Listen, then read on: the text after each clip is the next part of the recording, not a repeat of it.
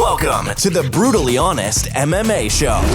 The hard-hitting, true-talking, most brutally honest show in combat sports. Bringing MMA fans across the world together. We are the voice of the people. Now, introducing your hosts, Aaron Chevalian and superfan, Kieran Harper. Welcome to the Brutally Honest MMA Show. I'm joined here with Kieran Harper. How are you doing, Keith? All good as yourself, mate. Yeah, not too bad, mate. So we didn't catch up last week, so what did you make of last week's event? Oh, it was absolutely brilliant, dude. One of the best fight nights. I mean, especially knockout-wise. It was one of the best fight nights I've seen for a good long time. Yeah, so you were talking about Buckley. What did you make of Buckley's knockout? Best ever, right? What's better than that? I think so. There's a big debate about this at the moment. One of the best, if you're looking at just the knockout itself, but I've been thinking about the context of it, the context of the actual knockout. Like, you know how we talk about football, the best goals. It's about the build-up, the play into it. Now, I think in combat sports, you've got to think about the context in, like, was it a major fight? Was it an headlining fight? Was it for a title? What's the situation going on around it? And it's a quality knockout, don't get me wrong, but I don't know. So if that was for a title, it'd be the best knockout ever. That doesn't change anything, though. I know, but I feel like the pressure, the context of it, like it adds to the drama. Like, I mean, I know what you're saying. It's like if say League Two in football, if you score a screamer from the halfway line in League Two, it's like it's a goal in League Two. If you do it in the Champions League final, it's like what the fuck's just happened here? I know what you're saying. Exactly. So, I mean, it's like Uriah Hall. He had that brilliant knockout in Tough. Fighter. Yeah. But it's in Tough. There's no crowd. There's no pressure. There's no. I just it was a great knockout and it'll always be remembered. But there's no substance there to it, and I like the drama behind it. If it was for a title fight or number one contender fight, without a shadow of a doubt, that knockout is going down in history. I mean, it is a quality knockout. Were you off your chair screaming when you saw it? Yeah, I was. Yeah. Of course you were. It was absolutely unreal. I mean, it's a fact. He caught his kick and he does this spinning taekwondo kick, and it's just how that Casanagni one. It's just how he dropped. It's just like his head's just gone. It was brilliant. I loved it. I absolutely loved it. But does it beat the context of Jose Aldo versus Conor McGregor? Like, think about the context behind that fight, the build-up, the pressure. It was for a title fight, and he said you'd be knocking him out. He'd overreach. He predicted it. And does it beat the context around that knockout? Yeah. I mean, I suppose that was more dramatic, wasn't it? It's just like that's more dramatic. But I just like the flashiness of that amazing knockout. What he did. I mean, again, you're going the build-up. Masvidal and Askren one as well, weren't they? And then Masvidal just come running out and he was practicing it the week before Masvidal was, wasn't he? Yeah, that's what I mean. Like when we talk about knockouts, I think the Masvidal knockout was so iconic because it was something that he saw, and he knew that Askren was going to come out and go for the takedown, and he was planning it, and he just ran out and took that risk. I mean, was the Buckley knockout more instinct? Was he practicing it?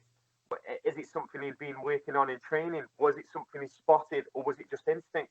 I mean, I like the Masvidal knockout purely because he exploited someone's weakness. It was clever. He was intelligent. I mean, he was working on it, and he just came out and took that risk and just went for it. And flying knees, come on, like a flying knee knockout. It's just wow.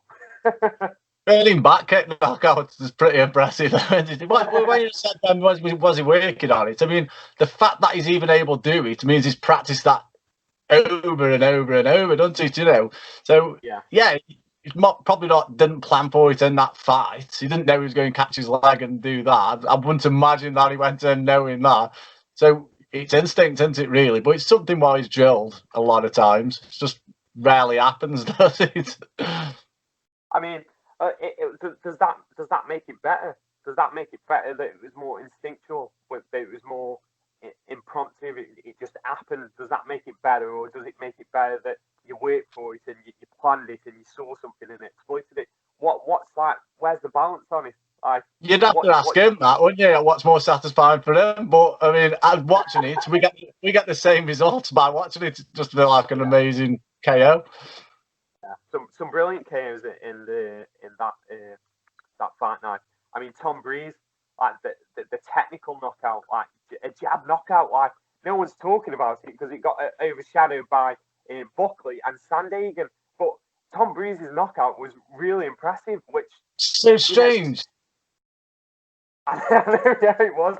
It's like he popped it. It's like he just sort of he puts everything behind it. He's been quoted before by he talks about his jabs and stuff, doesn't he? And like how strong and where he swings from. It's like from all his shoulder and puts it all through. Never seen a jab knockout like that before.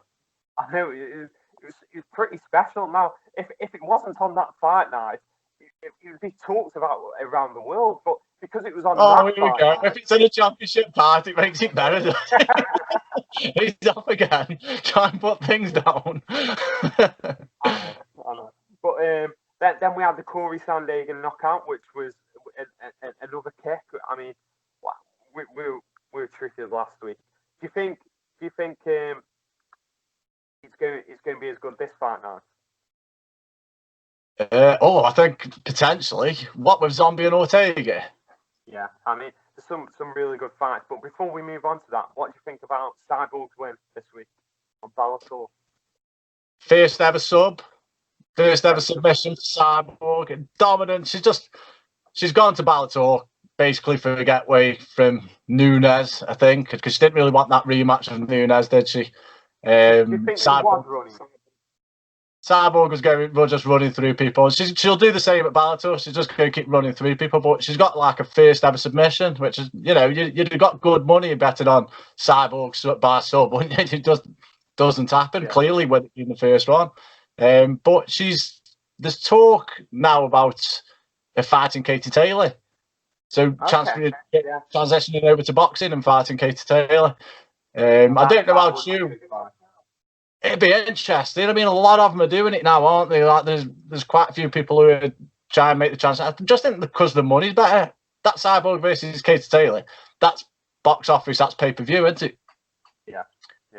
And she'll make a lot more money doing that. Because it'll bring, it brings in a whole new array of fans as well, doesn't it? Yeah, I mean, I think it's always good for the sport, for MMA, for the crossovers. Like, you bring in some of those boxing fans who, the purist boxing fans who are a bit skeptical about the MMA and the quality of the striking. But, I mean, as MMA is progressing, we're seeing a lot of crossover because the talent in the striking is better than it's ever been. I mean, look at MVP. He's another one. Is he under David A's promotion at the moment, and he's crossing over into boxing, and we've got Conor McGregor who might be fighting Manny Pacquiao next year. That's the rumor of it anyway. But I think it's good for the sport. It's good for the sport, and it's good for the fighters. You can only do it that way, though. As you can't have a boxer coming in, and then you couldn't have Katie Taylor meeting Cyborg in the octagon, could you? It's impossible. It'll last about 20 seconds, won't it? It's not going to happen. There's too many other things. Even if you give one, say you said to Katie Taylor and the Cyborg one, say, right, you can have, it's boxing, but you can have kicks or you can have elbow. Giving one extra weapon to Cyborg other than in a boxing match where it's just standard with fists. Give Cyborg one more weapon in the fight. It doesn't last. It doesn't go past a minute. Yeah. So you can only do it that way. You can't have people. A lot of people have said, "Oh, why don't Mayweather go and thing in USA?" You can't do it. It's not going to last 2 seconds. Yeah. Well, I think it was made an example was made when CM Punk tried to cross over into the UFC. I mean, he had no skills, not even boxing skills, and he got walked on. He got demolished in 2 fights. Yeah, it was quite. Yeah, I'm surprised they actually sanctioned that in the first place, and I'm surprised that they didn't let that go ahead because it's all about the dude. I know it's all about the money. But he always says about if people, that one was an odd one for me because although he is about the money, he always likes to put on good quality fights and matches people up, quite. There's always a good matchup. That's why I think the UFC is at the top of its game at the moment because the matchups are so good. Compared to Bellator, I mean, I do question Bellator at times because the levels between the fighters just seem to be so different. Like look at James Gallagher. He's walking through people. Like the skill level between fighters. And I mean, I know we have special talents in the UFC that are coming up and they do walk through people. But I feel like the competition's more even. But yeah, it's not just that. It's like with going back to the CM Punk thing. He's a lower weight, so sometimes it's like Bellator do it quite a bit. Hardy used to be, I think he come from NFL, didn't he? Bellator bring people in from from different sports, and then they fight, but they're normally heavyweights. It's like the people who come in from from wrestling or from anything like that. It's normally heavyweights, whereas heavyweights get away with it a little bit more, don't they? So it's like, yeah, go on, then you can cross over and do that because it's not as technical as what weight CM Punk was he fighting at lightweight or something, and you got no chance with the speed and the grappling and everything like that. As heavyweights, you can stand and bank, can't you? And anything can happen. That's true. I mean, the heavyweight division's got a long history. Like Brock Lesnar, he just came from a wrestling background, but don't forget, Israel Adesanya, he came from a kickboxing background. He only learned, I don't know when he started crossing over into MMA, but he had like a 65 career in kickboxing before he transferred over. But I don't know his history with MMA and grappling. Was he training on the side while he was kickboxing? That would be something I'd have to do some research into. But yeah, I think all these different promotions. It's funny that you were talking about they couldn't come into the other way round, like boxers coming into MMA. But it would be interesting for UFC and Bellator to put on promotions where sort of modified rule sets, like where they have a boxing match in Bellator and a boxing match in the UFC, because I think it would be good for the sport in that sense if they did put on some different events. Because I'm sure is it Ryzen that do that? They do the MMA events, they do the boxing events, and they do kickboxing events. Pretty sure.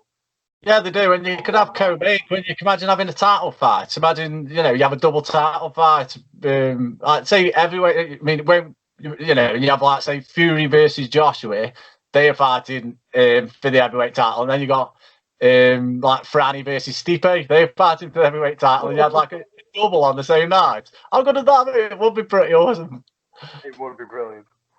Anyway, so we'll move on to tonight's event, I suppose, with Ortega and Zombie headlining.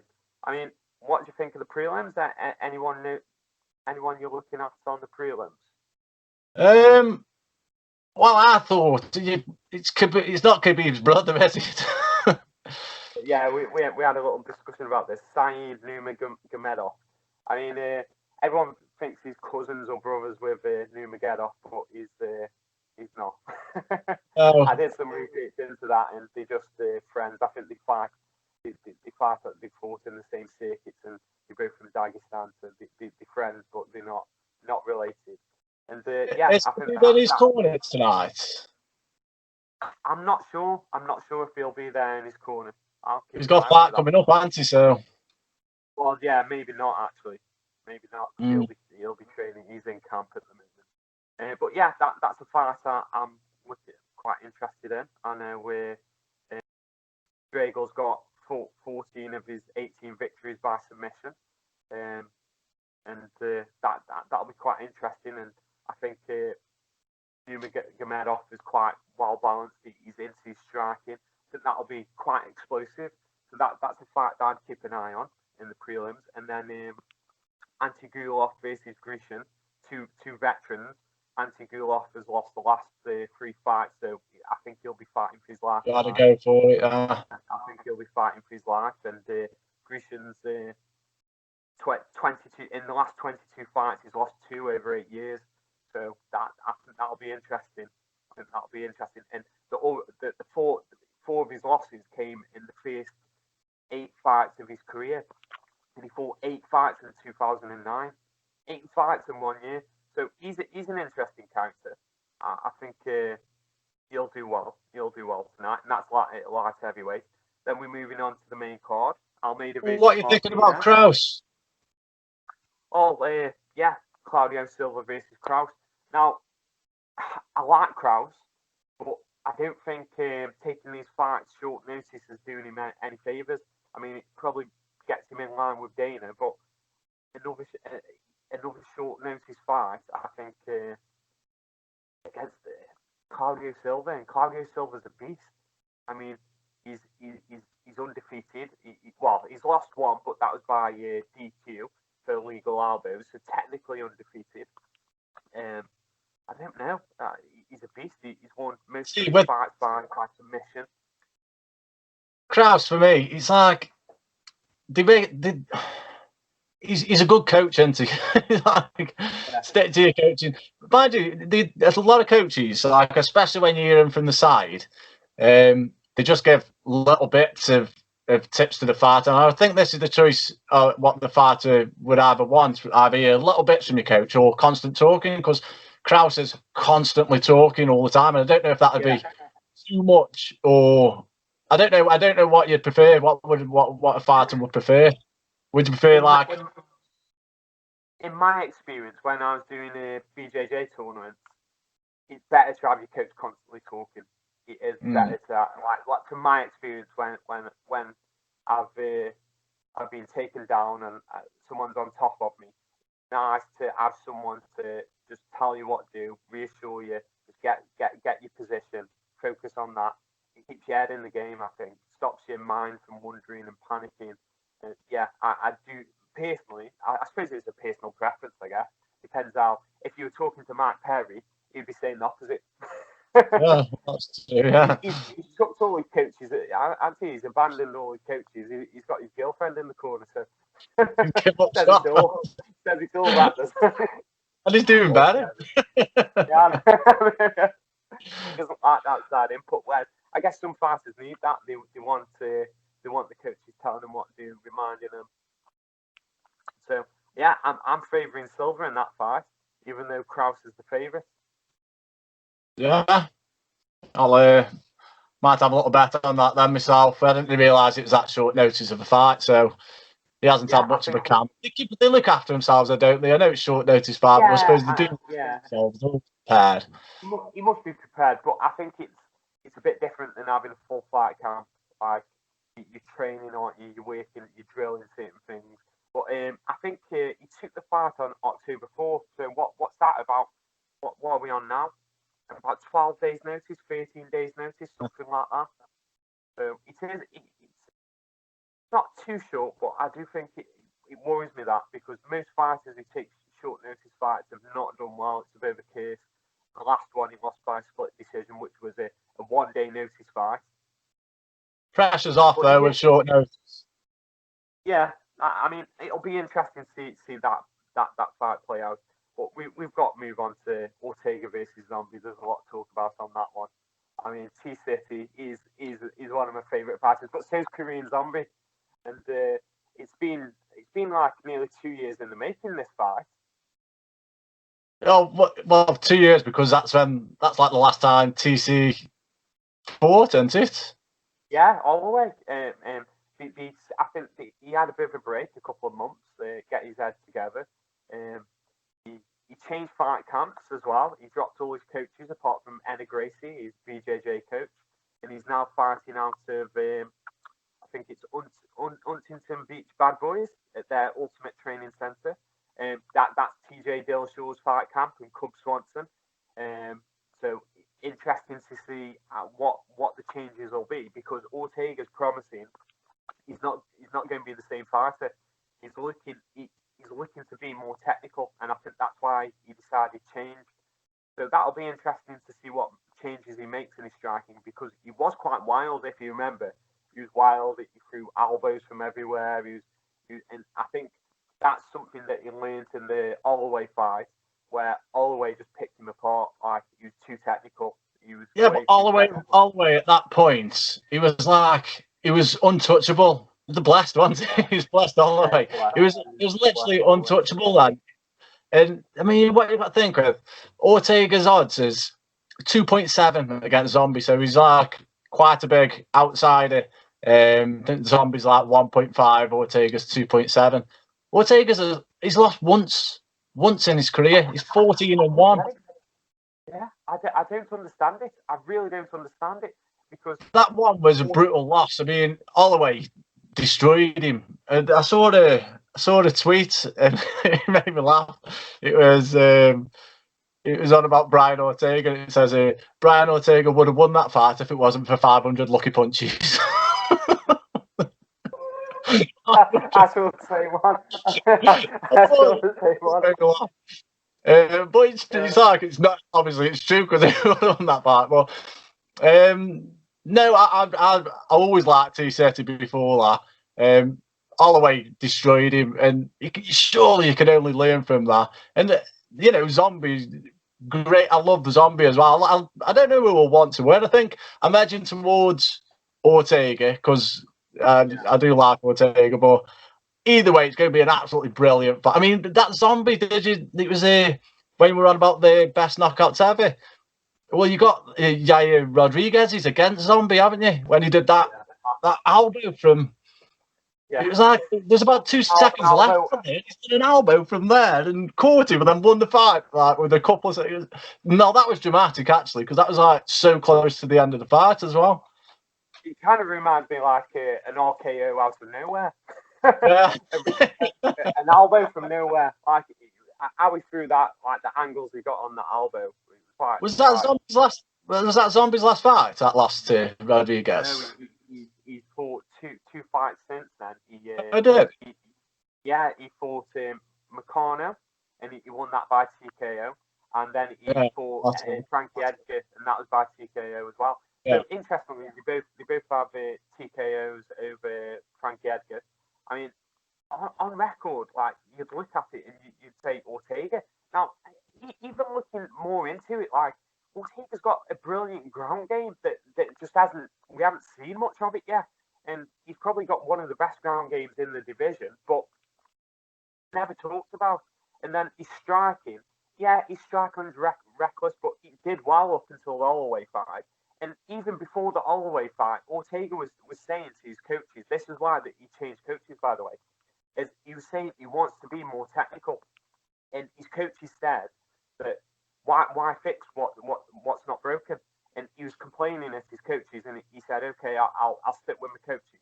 But that's why he got rid of his coaching team, because he wanted to be more technical. And I think the Holloway fight exposed that massively. Like, he just wasn't a technical striker. It's just so one-sided, wasn't it, that fight? The towel could have easily got thrown in. Yeah, but I mean, I think this change, he's had 2 years work on his striking, so he's going to be a more technical striker. He's got a ground game that we haven't even seen yet, but it's going to be like. Do you think? What's your prediction? I'm going Ortega. I mean, Ortega all day. I think he's going to be a different fighter. I think he's going to make this look easy. I really do. Like, Ortega was used to getting into these brawls. I think he's going to step back from that and become more technical, pick them apart. I think he might try go for takedowns, because that was something that he always avoided, because I don't know, he wanted to make it exciting for the fans, but I think he's going to be a different fighter. It's a new Luke Ortega as well. Well, yeah, new hairdo. Sporting the old baldy. Yeah, I'm the before, you're the after. Well, people thought it was for make weight, didn't they? They thought he shaved his head just because he was like tipping. I mean, how much does your hair weigh really? I mean, it's not for weight. It was actually for some kids' charity where the reason he shaved his head, which is nice, I suppose, isn't it? So it wasn't for make weight anyway. No. So yeah, I think who are you going for tonight? Yeah, I'm going with T-City. Yeah, I think it's an odd one because I do. It's one of those fights where I don't want to see either guy lose, but I'm leaning towards T-City. I think he'll go on a nice run after this as well. And did you see who was it? Just going off subject today. DC and Chimaev having that wrestle. No, I haven't seen that. No. They're at Part Island, aren't they? And then they had they saw each other in the lobby, and they were just like there's just like a little video of them just having a wrestle. DC was getting the better of him. You know what? It's quite funny that you bring that up because I've been looking at the interviews with Chimaev this week on Part Island. I was thinking, is he living there now? When I saw it, I thought, what's he doing there at Part Island? It's like, is he just waiting for someone to get corona or something? Yeah, he's just waiting, and that's kind of what I like about him. Like, he's ready. He's ready. He wants to fight, and nobody wants to fight him. He's brought his friend. Living on Fight Island. He's brought his friend who's got corona at the time, and go spit on that fighter so I can fight instead of him. Try and get people out there. Get on. He wants to smash. Let him smash. Come on, Dana. Touching up on that as well. I think Darren Till's agreed to fight him on after he's fighting Jack Manson. Yeah, Weidman as well, hasn't he? Weidman's agreed to fight him as well in January. So and I think Neil Magny has as well. So like his options are opening up quite a bit, and hopefully, I hope it's just not all talk and they get one of these deals done. The Weidman fight would be. I like that matchup. I like that one. I think that'd be interesting. They both got a wrestling background, and I think it's a good fight for Weidman as well. I do. I think it would be a good matchup.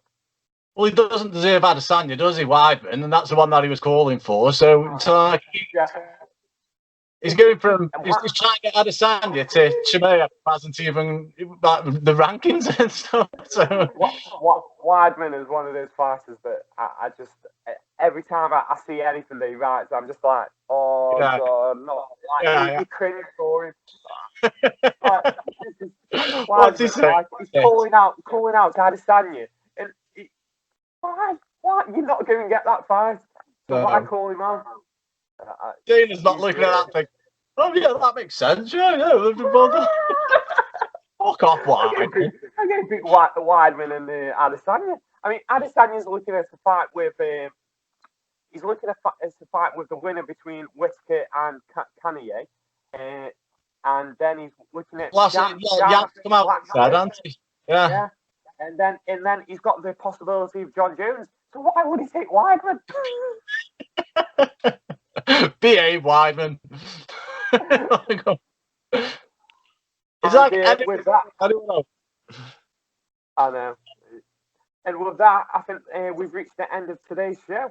So remember to like this video, subscribe to the channel, and check out next week's news. Been a pleasure, guys. See you later.